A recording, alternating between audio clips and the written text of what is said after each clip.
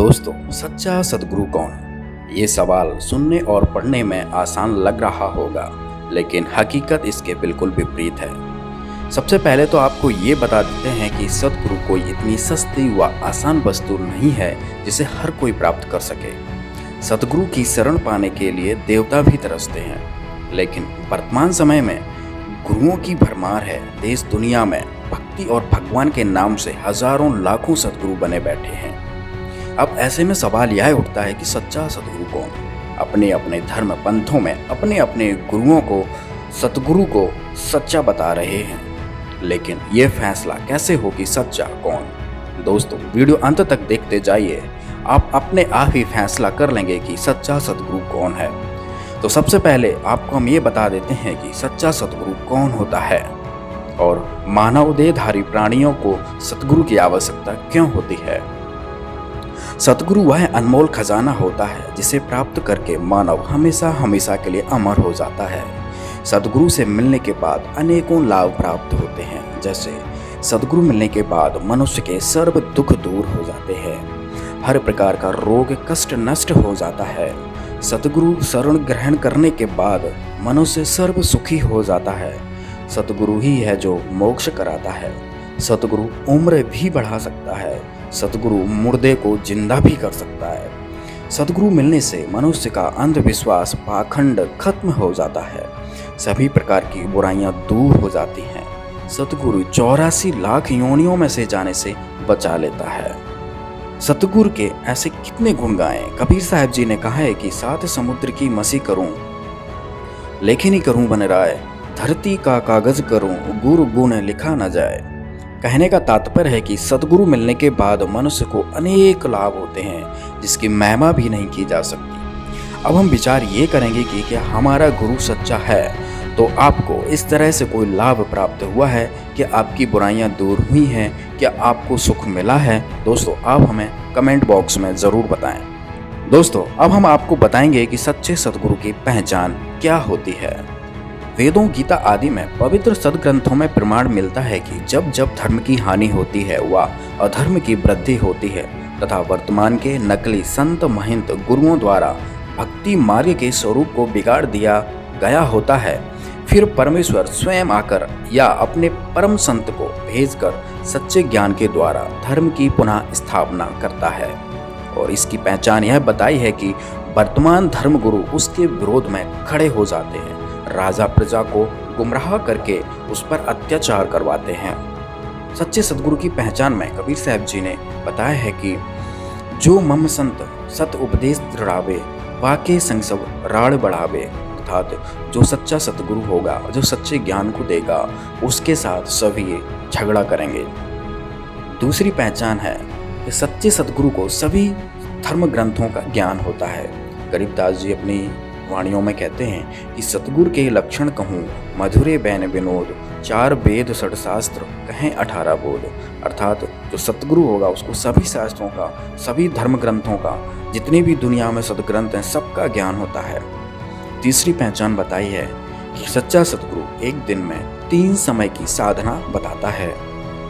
इसका प्रमाण यजुर्वेद अध्याय 19 मंत्र 26 में प्रमाण मिलता है। चौथी पहचान बताई है कि जो सच्चा सद्गुरु होगा वो 3 प्रकार के मंत्रों को 3 बार में उपदेश करेगा। इसका विवरण गीता जी में भी है, कबीर सागर में भी है और वेदों में भी है।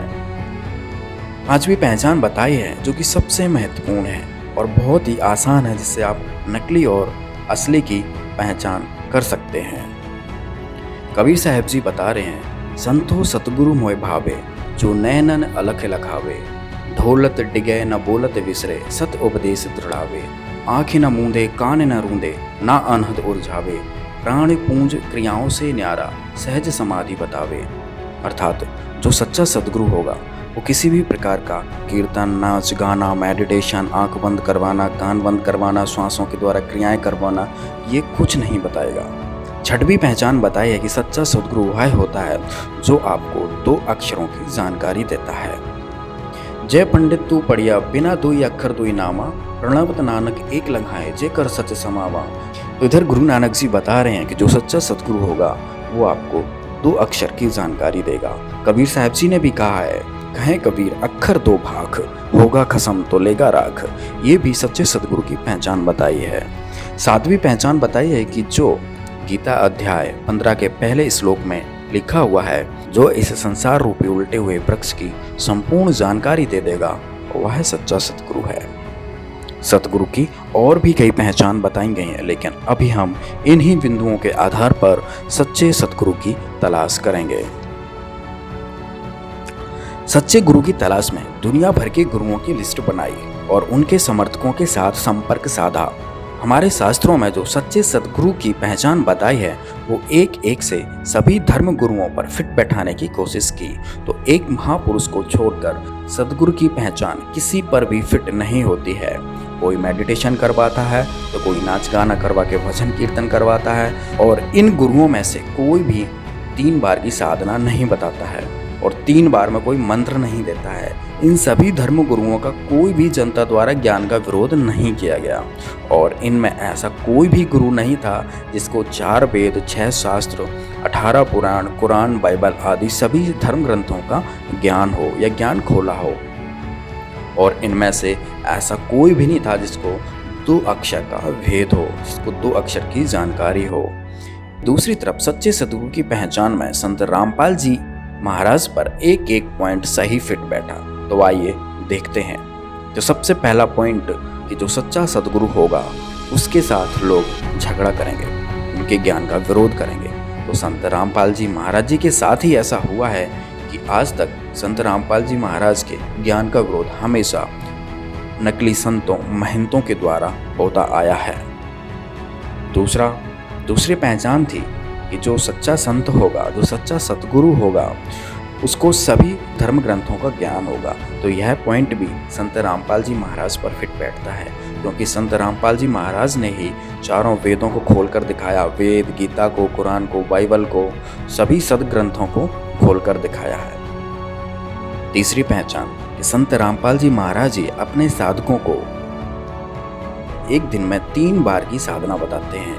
और चौथी पहचान भी संत रामपाल जी महाराज पर फिट बैठी कि संत रामपाल जी महाराज ही 3 मंत्रों को 3 बार में देते हैं।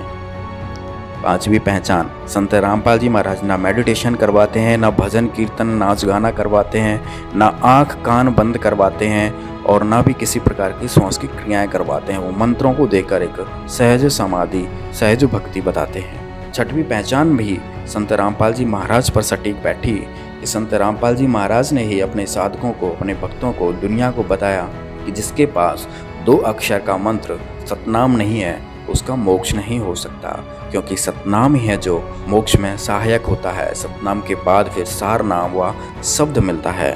और 7वीं पहचान जिसमें बताया गया है कि जो उल्टे लटके हुए वृक्ष की पूरी जानकारी दे देगा, वो सच्चा सतगुरु होगा। तो इतने धर्म गुरुओं में आज तक कोई भी 15वें अध्याय के पहले श्लोक को नहीं खोल पाया है, और न किसी ने इस श्लोक की व्याख्या की है। संत रामपाल जी महाराज ने ही 15वें अध्याय के प्रथम श्लोक 1 से लेकर 4 तक सबको खोल के बताया कि उल्टा लटका हुआ वृक्ष कौन है, जड़ कौन है, तना कौन है, पात कौन है।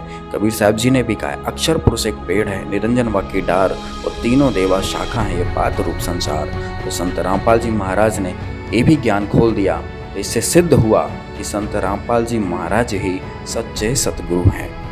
तो दोस्तों, तो इस पूरी पृथ्वी पर 7 अरब आबादी में केवल संत रामपाल जी महाराज ही हैं जो सच्चे सतगुरु हैं।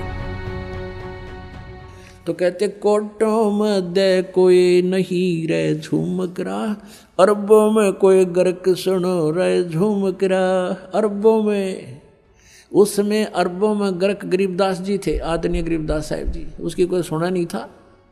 अरबों यानी पूरे विश्व में एक है। तो अरबों में आज इस दास के ऊपर कृपा है, इस परमपिता परमेश्वर कबीर भगवान की। इस पृथ्वी पर इस दास के अतिरिक्त तत्व ज्ञान से परिचित नहीं है। उनके पास ये गर्क का अर्थ होता है, यानी सब तरह से कंप्लीट। नो कह रहा अच्छा गर्क है भाई, यानी कोई चीज को ठोक ठोक कर रखा हो ना बोरी में, नो कह कति गर्क ठोक रखा भाई, खांड में रखी हो और भी हो। तो यानी वो चीज कहते हैं जिसके पास कंप्लीट इन ऑल रिस्पेक्ट, जैसे उसको आदेश भी हो, अर्यो ज्ञान हो, नाम देने का आदेश हो, अधिकार हो, तो ये सब सारे जो है ना फॉर्मेलिटी उसके ऊपर पूरी हो उसके पास, वो तो अरबों में एक पावेगा, अरबों में कोई गर्क सुनो रहे झूम न। इस ज्ञान को सुनकर दास से ये चोर हो गए होंगे, एक दो चोर नाम देने लग भी जाएंगे तो उनसे कोई लाभ नहीं होना,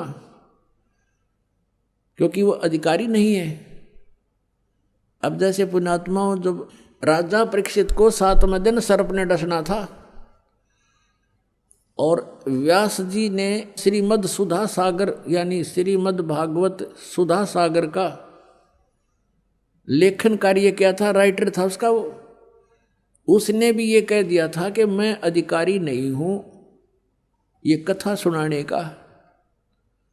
और वहाँ और भी जितने ऋषि महर्षि थे सब ने पल्ला झाड़ दिया कि नहीं, हम किसी के जीवन के साथ खिलवाड़ नहीं कर सकते। कारण क्या था कि 7वें दिन परिणाम आना था, तो सब ने पीछे हट गए। वो बुद्धिमान थे, ब्राह्मण थे कि नहीं, हम क्यों किसी के जीवन के साथ धोखा करें, हम अधिकारी नहीं हैं कि इसकी जीवन रक्षा कर सके, यानी इसको वो लाभ दे सकें जो इस कथा सुनाने से हो सकता है, पाठ से। तो सुखदेव जी बुलाए गए थे स्वर्ग से उन पांडवों की प्रार्थना से। पांडवों ने अपने पुण्य दिए, क्योंकि वहां तो सिक्के पुण्य के चले हैं स्वर्गलोक में, स्वर्गलोक में से उसके आने और जाने का विमान का खर्चा उन पुण्यों का वहां से प्राप्त हुआ था उसको पांडवों से। तो यहाँ आकर के उस कहते सुखदेव ने 7 दिन वो कथा सुनाई थी। उस समय ये कहाँ गए थे ब्राह्मण जो आज जगह जगह कथा करते फिरें, कहाँ गए थे ये संत जो आज जहाँ देखा वहीं संत और दुनिया ने गुमराह करें बैठे हैं। तो वो बुद्धिमान थे, समझदार थे, इसलिए उन्होंने ये रिस्क मोल नहीं लिया। और जितना लाभ उस कथा से होना था वो भी सुखदेव जी के मुखारविंद से उच्चारित होने से हुआ, क्योंकि जिसके पास कोई शब्द शक्ति होती है उसी के द्वारा दिए गए वचन से कुछ लाभ हो सकता है। अब जैसे एक कोई कार्य हो रहा था सड़क का, सड़क बना रहे थे, तो वहाँ एक आम व्यक्ति जाकर कहता है कि तुम ऐसा कर दो, वो नहीं कर रहे थे। और अधिकारी के पास उन्होंने प्रार्थना की, अधिकारी नाते कहा कि तुम ऐसा कर दो, तो उस अधिकारी के कहते उन वर्करों ने वैसे ही कर दिया, क्योंकि अधिकारी के वचन में शक्ति थी और उनके वचन में शक्ति नहीं। तो ऐसे ही परमात्मा से जो कनेक्टेड है, सरकार का जो व्यक्ति हो गया यानी जो उसका नौकर है, उससे ही आगे काम हो सकते हैं। आम व्यक्ति के कहने तो वो कार्य नहीं हो सकते, इतना समझ लेना। तो इस प्रकार हम अब जो कथा करते पढ़ते हैं, तो गरीबदास साहब ने कहा था ये पैसे ऊपर नाच सुनो रहा जो मकरा, इन्हें कथा से कोई लेना देना नहीं, पैसे चाहिए इनको।